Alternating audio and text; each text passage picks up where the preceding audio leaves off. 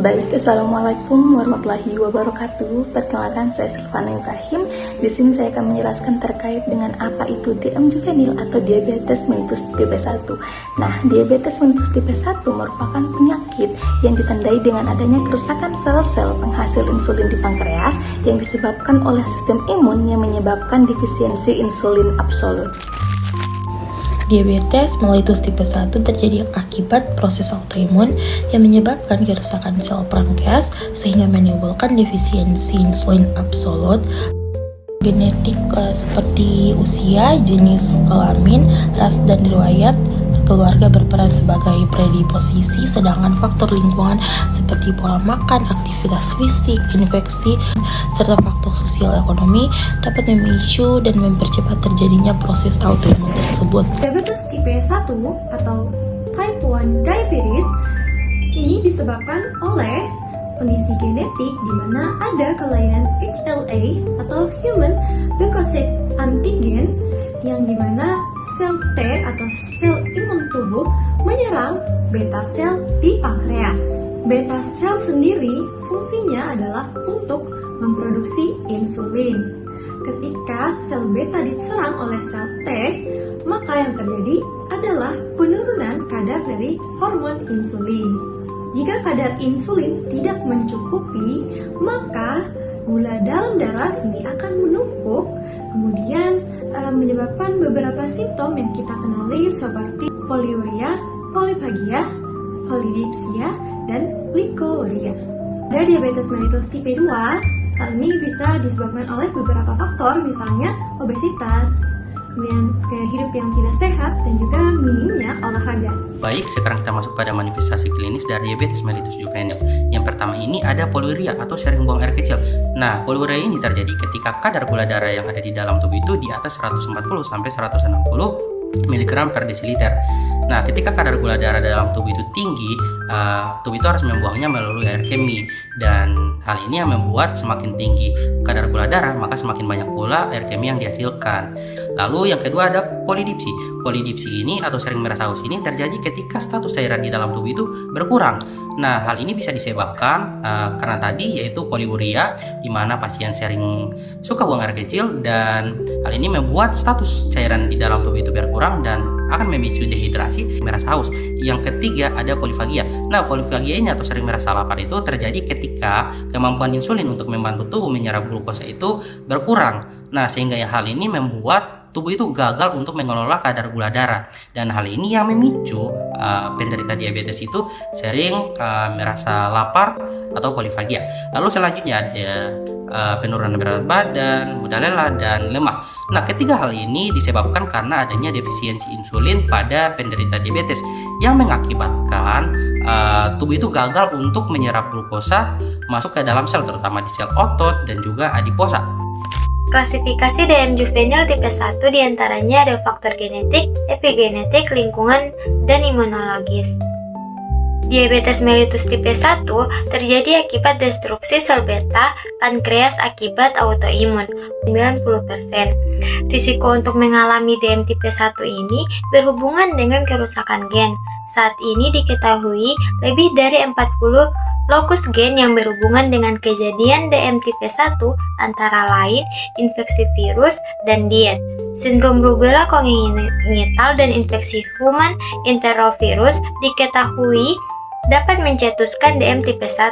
Konsumsi susu sapi, konsumsi sereal dini, dan vitamin D maternal diduga berhubungan dengan kejadian DM tipe 1, tetapi masih dibutuhkan investigasi lebih lanjut. Diabetes mellitus juvenil tipe 1 bersifat kronis seumur hidup karena tidak dapat disembuhkan tetapi dapat dikendalikan dengan penata laksanaan yang tepat. Contohnya seperti terapi insulin, pemantauan gula darah, aktivitas fisik, serta edukasi yang baik. Nah, selanjutnya ada komplikasi diabetes mellitus juvenil atau diabetes mellitus tipe 1. Nah, sebagian besar penderita diabetes mellitus tipe 1 pada anak ini terjadi akibat suatu proses autoimun yang merusak sel beta pankreas sebagai produksi insulin. Jadi, jika tidak ditangani dengan baik atau tidak dimanajemen dengan baik, maka diabetes mellitus tipe 1 ini dia bisa menimbulkan komplikasi akut. Ada juga komplikasi jangka panjang, yang dapat terjadi seperti retinopati, neuropati, nefropati, dan juga kesehatan mental. Untuk menegakkan diagnosa diabetes mellitus, ada beberapa pemeriksaan yang perlu dilakukan. Yang pertama, pemeriksaan glukosa darah yaitu meliputi yang pertama, glukosa darah puasa atau GDP. Kedua, glukosa darah 2 jam sebelum makan atau GD2PP. Ketiga, tes toleransi oral atau TTGO. GDP sering digunakan karena lebih praktis dan mudah. Selanjutnya ada pemeriksaan HbA1c. Apa sih HbA1c? HbA1c adalah pemeriksaan hemoglobin terglikasi. Pemeriksaan ini sangat penting karena bisa menggambarkan kadar gula darah dalam jangka panjang, sekitar 2-3 bulan terakhir. Selain itu, juga dilakukan pemeriksaan urin untuk mendeteksi glukosa atau keton dalam urin. Penata laksanaan farmakologis pada penyakit ini difokuskan pada pemberian elemen insulin. Sedangkan penata laksanaan non-farmakologis untuk penyakit ini fokus pada pola makanan sehat dan juga olahraga. Pencegahannya dengan menerapkan pola hidup sehat seperti menjaga pola makan dengan membatasi konsumsi gula, menghindari makanan tinggi lemak dan makanan cepat saji, serta memperbanyak sayur, buah, dan makanan tinggi serat lainnya. Selain itu, kita rutin melakukan aktivitas fisik seperti olahraga 30 menit per hari. Nah, itu sangat penting untuk menjaga kadar gula darah dan berat badan ideal. Pemeriksaan gula darah secara berkala, menghindari merokok, mengelola stres, dan tidur yang cukup juga menjadi bagian penting dalam pencegahan. Dengan kebiasaan hidup sehat sejak dini, risiko diabetes dapat diminimalkan dan kesehatan tubuh tetap terjaga dalam jangka panjang. Kemudian, ada beberapa hal-hal yang harus diperhatikan pada pengkajian anak dengan diabetes mellitus. Yang pertama, kita harus melihat kepala dan juga wajahnya, apakah dia lesu, terlihat pucat, atau bahkan bibir dan mukosanya ini kering.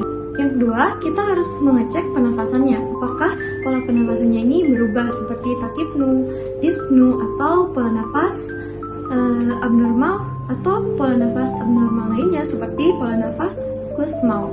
Pada daerah chest atau dada, yang perlu kita perhatikan adalah simetris dari gerak dada. Kita harus mengetahui atau mengecek kondisi kulit dari si anak, apakah dia kering, bersisik, maupun terdapat turgor kulit yang menurun. Dan yang terakhir, kita juga harus mengetahui kondisi neurologis dari si anak, apakah dia cemas, apatis, mengantuk, dan lain sebagainya. Nah, kemudian untuk diagnosa keperawatannya, yang pertama ada ketidakstabilan kadar glukosa darah, kemudian risiko infeksi, lalu gangguan integritas kulit, kemudian intoleransi aktivitas, dan terakhir yaitu keletihan.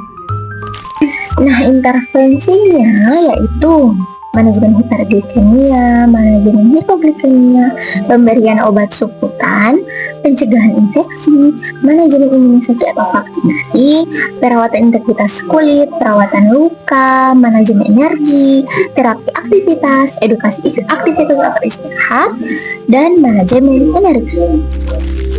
Kesimpulannya, diabetes mellitus juvenil adalah diabetes tipe 1 yang terjadi pada anak dan remaja akibat proses autoimun yang merusak sel beta pankreas sehingga tubuh mengalami defisiensi insulin absolut.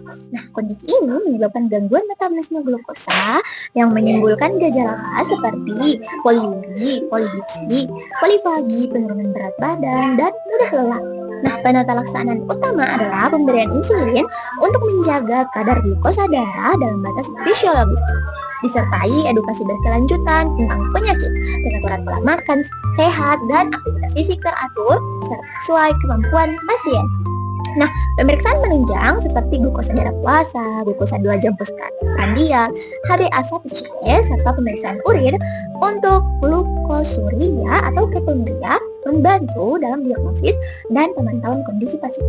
Dengan manajemen yang tepat, pasien dapat mempertahankan kontrol glukosa yang stabil, mencegah komplikasi akut seperti ketoasidosis diabetik, serta komplikasi kronis pada organ seperti retinopati, nefropati, dan neuropati.